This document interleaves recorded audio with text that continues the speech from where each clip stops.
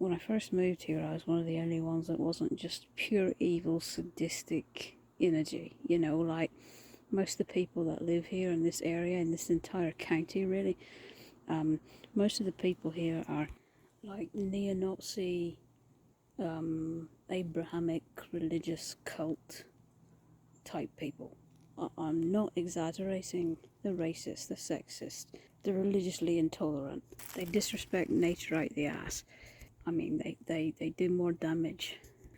And so, you know, anywhere really in this part of the world, anywhere where I live currently, this climate, this, not, I won't say climate, this region where I live, that's more accurate, this region, the land suffers greatly from too many decades to count, hundreds of years, and it will take centuries to mend.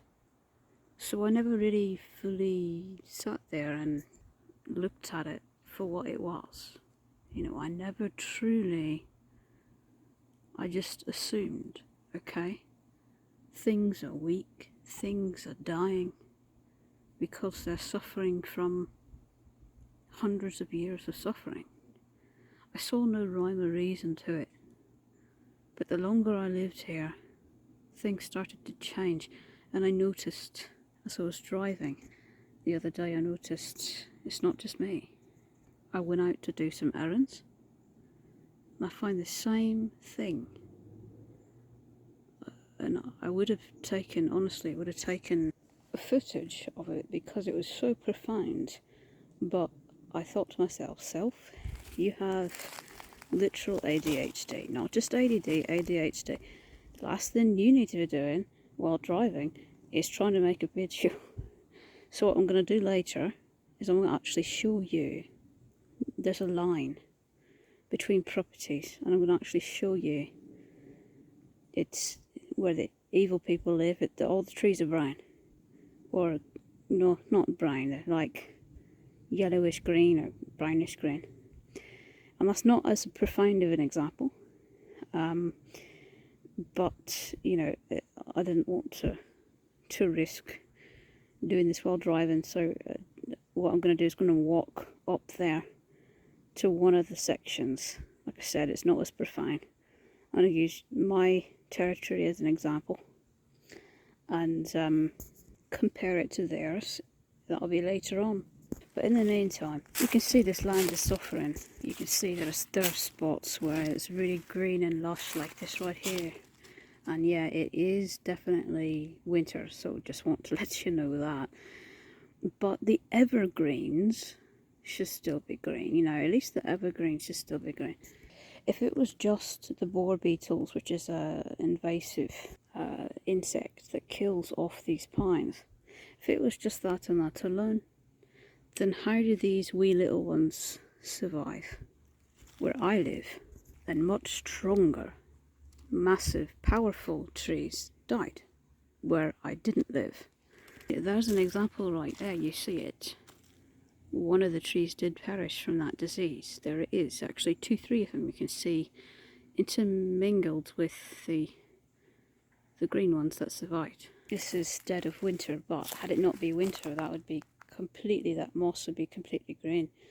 Most of the moss in summer. Some of it still. You can still find really, I'll show you a really green one in a minute. This is one of the native hemlocks, and it is suffering. A lot of the external branches are alright, a lot of the upper branches, and this is with almost all the hemlocks. But you see all that lichen there, as I zoom in, you see all that lichen.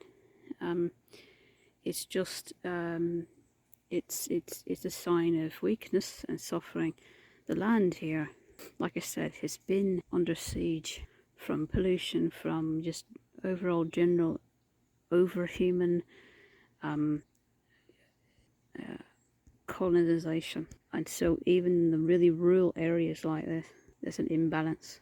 Even after I moved here, the imbalance stayed. More than it would have, because people who illegally hunt here were disrupting that balance as well. They were taken too much too soon, and it affected the rest of the wildlife. But like I said, despite the signs of suffrage, there is, it's trying, it's being resilient here, but it's not, less than half a block away. So when I was driving, you can listen to the story while you watch the pretty waterfall. While I was driving, I saw a pattern where at first I thought it was due to the houses, because one side of the road where the nature preserve was, an immense, massive nature preserve, goes for miles, really green. On the other side of the road, where all the houses were, where all the people lived, it was that yellow-brown. And I thought to myself, it must just be human colonisation, But then I saw something a little bit more peculiar.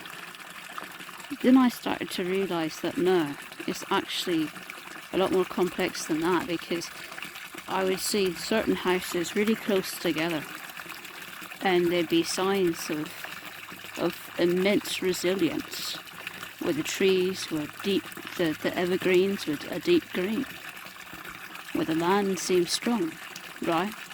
So why then, if it's not just human existence alone, what is the difference? And so I started sensing the energy of it, and I realised that all the places where the trees were being browned, all the evergreens, oh no, we're not counting anything that's not an evergreen because it's winter,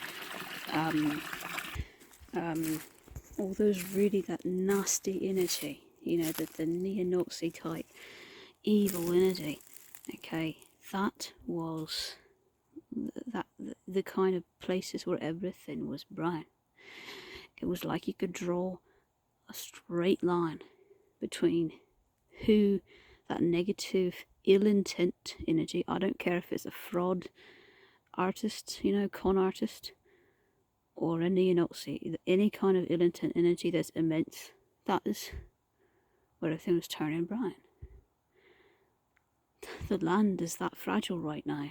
That's all it takes. It's all it takes to push it over the edge, because it's in that much stress.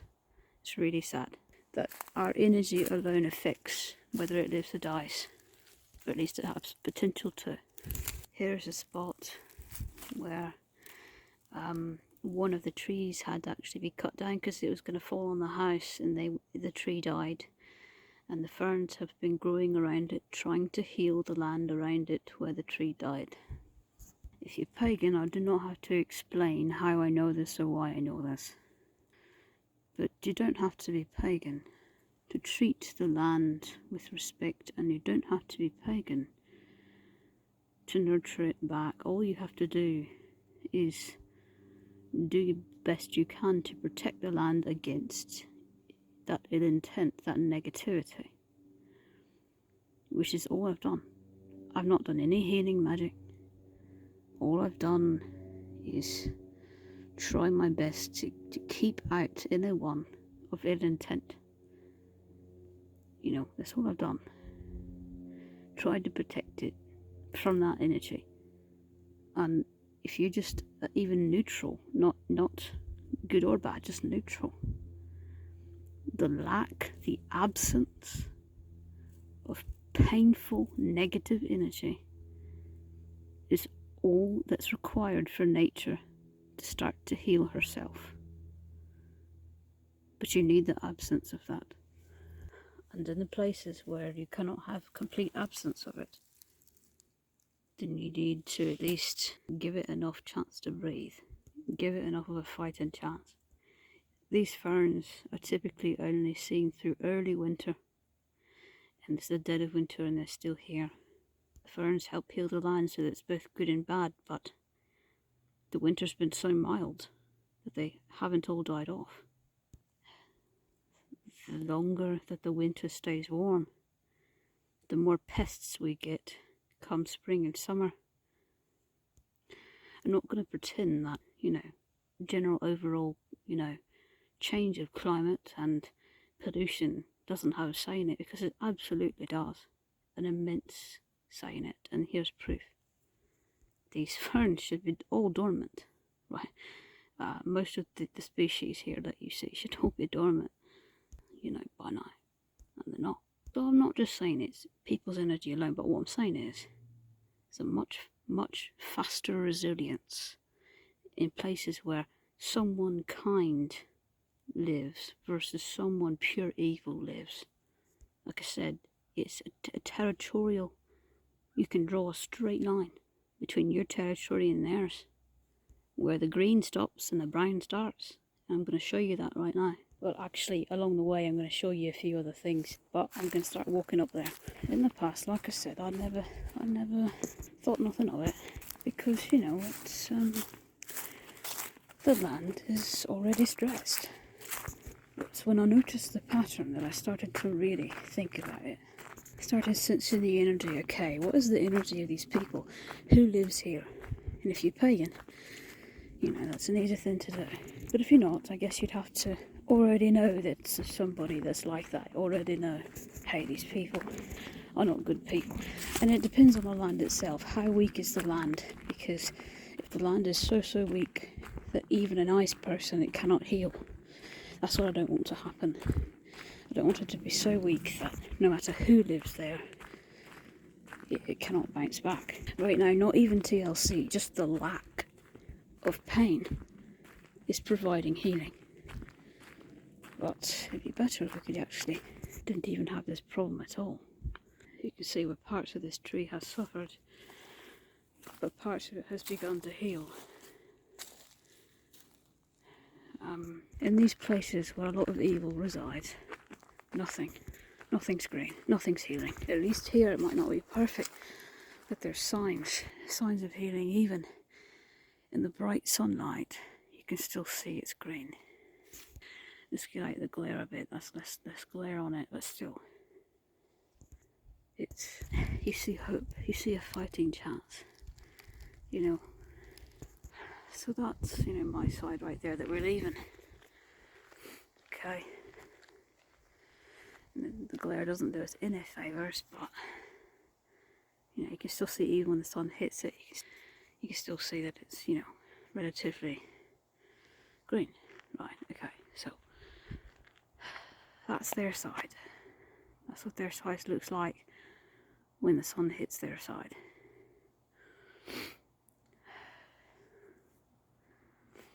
That's almost all of it. It might be one right there in the middle that's up there that still has a bit of green on it, but everywhere else, you know, it's that's their side.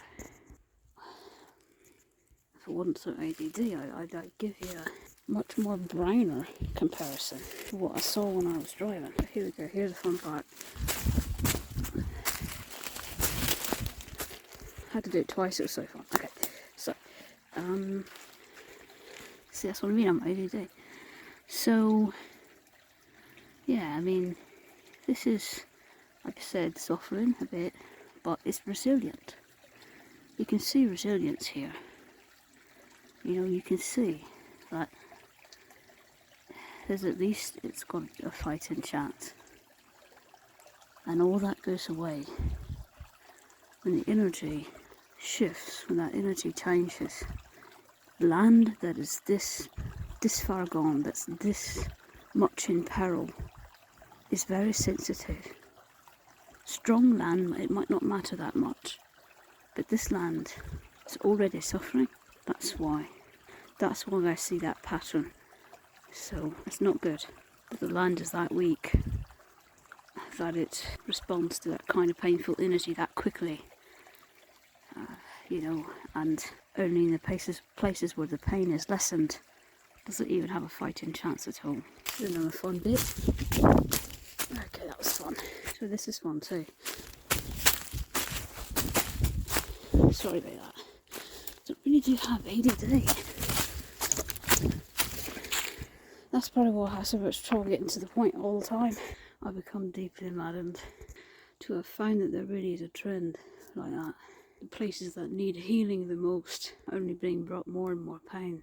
Most people in this town are those neo-Nazi type people. But more people like me have moved in recent years. That's still not enough. Don't have to be pagan, just kind, neutral, not mean. That energy permeates throughout the land. It taints it. To see physical proof of it is disheartening to an extent I cannot describe.